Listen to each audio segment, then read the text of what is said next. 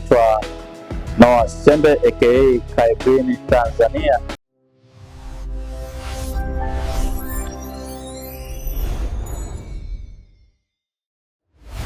Hilo ndio jina langu maarufu katika sanaa hii ya bodybuilding. Mimi ni mwanamichezo wa kutunisha misuli.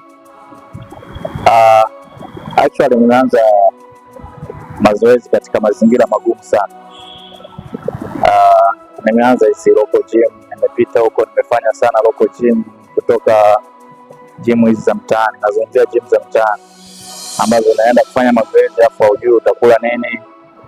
Nimefanya kwa kipindi kirefu kutoka 2009 hadi 2014 niko kwenye local gym. Ni miaka mingi niko local gym, natafuta namna ya kujiongeza, ambazo nilikuwa nafanya gym moja ziko maeneo ya Kipawa huko airport.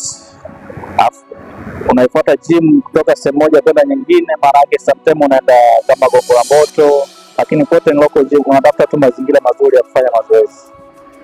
Nimefanya kipindi kirefu takriban miaka 4-5 niko kwenye local gym na jitafuta. Ni kitu ambacho kinahitaji juhudi, kwa sababu unafanya unachokipenda, unaamua kuvumilia.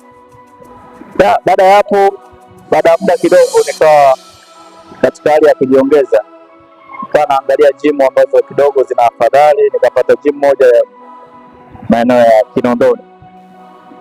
Nimefanya pale kwa muda miaka mingi, yote ni katika kujiongeza kimazoezi. Natoka local gym kidogo naanza kupanda daraja. Baada ya muda kidogo nikapata gym moja Kariakoo. Hapo kidogo nikaona hii ni gym ambayo sio local gym ambayo inaweza kunipeleka sehemu moja kwenda sehemu nyingine. Nimefanya hapo Kariakoo kwa takriban miaka miwili kutoka 2014 hadi 16. Kwa nimefanya hapo, bado nilikuwa najitafuta, lakini baada ya miaka miwili nikaanza kujiongeza namna ya kufundisha watu. Mpaka sasa hizi nafundisha watu, nina takriban na wanafunzi wengi, na mimi ndo mwalimu pekee ambaye nimefanya nina wanafunzi wengi ambao nimewabadilisha. Naweza nikasema na rekodi nzuri kwa Tanzania kuliko mwalimu yoyote kwa Tanzania. Kwa niko vizuri katika kufundisha mazoezi, na ninaishi sanaa ya mazoezi, na maisha yangu ni mazoezi.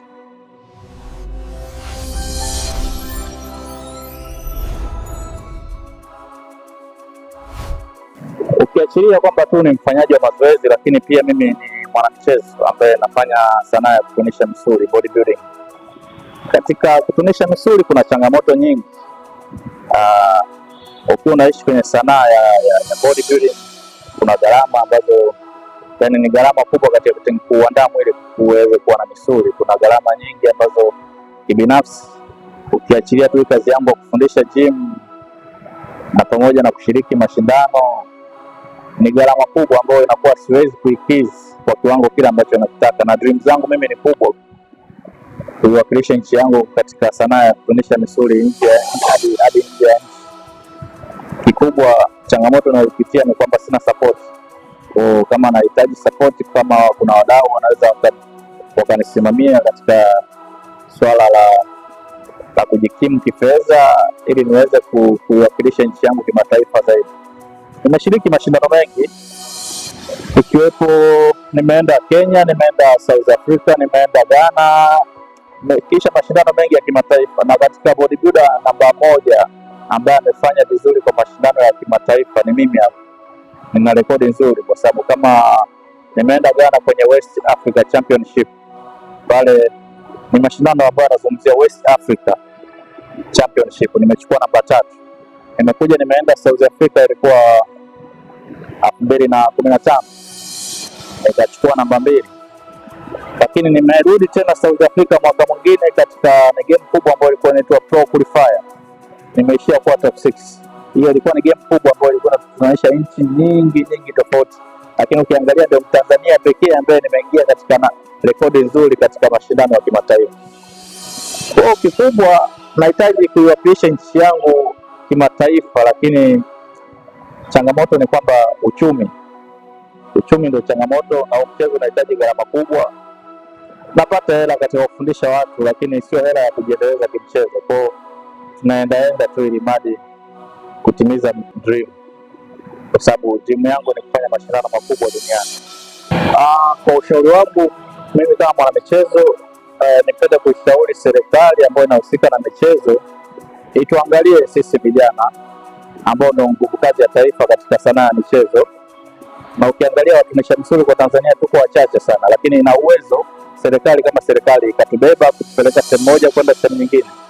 Kwa serikali ikituwezesha sisi, ikatuwezesha tukaenda tupa support ili tuende kushiriki kimataifa, na imani tutaiwakilisha nchi vizuri. Lakini pia ushauri kwa watu wanaotaka mazoezi ni kwamba mazoezi ni afya, kwa watu wafanye mazoezi, lakini pia zingatia vyakula maalumu kitaalamu, ambapo kuna vyakula special ambavyo vinadili na food.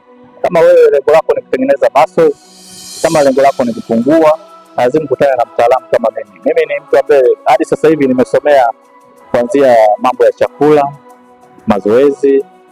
Kwa hapa nina plani nyingi sana ambayo ya kuendeleza vipaji vya Tanzania. Sio mimi peke yangu, bali kuna watu ambao wananitazama huko nyuma. Nataka niwafikishe katika level ambayo ni kubwa zaidi.